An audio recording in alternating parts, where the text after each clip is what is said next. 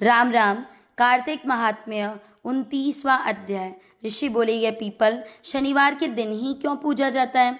सूत जी बोले, समुद्र मंथन से जो रत्न देवताओं को मिले उनमें लक्ष्मी जी और कौस्तुभ मणि विष्णु जी को मिले। जब विष्णु जी लक्ष्मी जी को भार्या स्वीकार करने लगे तभी लक्ष्मी जी ने भगवान से प्रार्थना की। लक्ष्मी बोली, प्रभु मुझ छोटी सी विवाह कैसे करते हो? इससे पहले ये मेरी बड़ी बहन अलक्ष्मी का विवाह करके फिर मेरे साथ विवाह करो, यही सनातन धर्म है। सूत जी बोले, विष्णु जी ने लक्ष्मी जी को बात को सुना और तपस्वी उद्दालक मुनि को अपने अनुरोध से अलक्ष्मी प्रदान की। उस अलक्ष्मी के श्वेत दांत थे, पतला शरीर था, लाल नेत्र थे और बाल रूखे थे। धर्मज्ञ उद्दालक मुनि विष्णु जी के कहने से अलक्ष्मी को अंगीकार कर अपने आश्रम में आए। अलक्ष्मी होम के सुगंधित धुआं, वेद ध्वनि, सुंदरता देखकर दुखी होकर बोली, हे कांते, तू यहाँ क्यों नहीं रहेगी? तेरे योग्य कौन सा स्थान है? अलक्ष्मी बोली, जहाँ वेद ध्वनि और अतिथि सत्कार होता है और यज्ञ दान अधिक होता है, वहाँ मैं नहीं रह सकती। जहाँ स्त्री पुरुष प्रेम से रहते हैं, पितर और देवताओं का पूजन होता है, मैं वहाँ नहीं रह सकती। जहाँ उद्यमी नीति में चतुर, धर्मात्मा, मधुर बोलने वाला, गुरु की पूजा करने वाला रहता है, वह भी मेरे विश्वास करने योग्य है।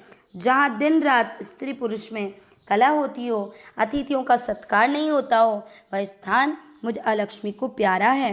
वृद्ध सज्जन और मित्र का अपमान हो और जहाँ कठोर भाषण होता हो, वहाँ मैं नित्य निवास करती हूँ।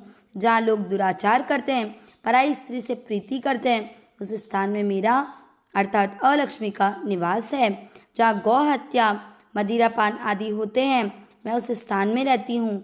सूत जी बोले, तब अलक्ष्मी के वचन को सुनकर उदास होकर मुनि उद्दालक बोले, हे ज्येष्ठा, तब तक मैं तुम्हारे योग्य निवास के लिए स्थान न देख लूँ, तब तक तुम पीपल के वृक्ष के नीचे रहो। सूत जी बोले, इस प्रकार उसे वहाँ कहकर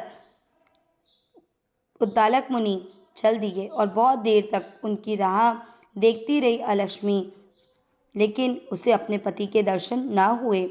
फिर पति के त्याग से दुखी होकर विलाप करने लगी। उसके रोने की ध्वनि माँ लक्ष्मी जी ने सुनी, जिससे वे व्याकुल होकर भगवान विष्णु से प्रार्थना करने लगी, हे स्वामी, मेरी बड़ी बहन पति के त्याग से बहुत दुखी है, उसको आप जाकर समझाओ।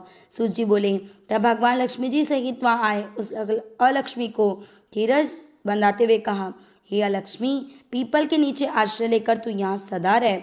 स्त्रियाँ तुमको भी अनेक प्रकार की भेंट देकर तुम्हारा पूजन करेगी। ये कृष्ण और सत्यभामा तथा नारद और पृथु का संवाद मैंने वर्णन किया है। इस वचन को सुनकर ऋषि हंसने लगे और वे आपस में कुछ नहीं बोले। सब प्रसन्नचित होकर बद्रिका वन के दर्शन करने के लिए चले गए। जो प्राणी इस कथा को सुनेंगे और मनुष्य को सुनाएंगे, वह सब पापों से छूटकर भगवान विष्णु जी के समीप मुक्ति को प्राप्त करेंगे। इति कार्तिक महात्म्य 29वां अध्याय। नारायण नारायण नारायण नारायण।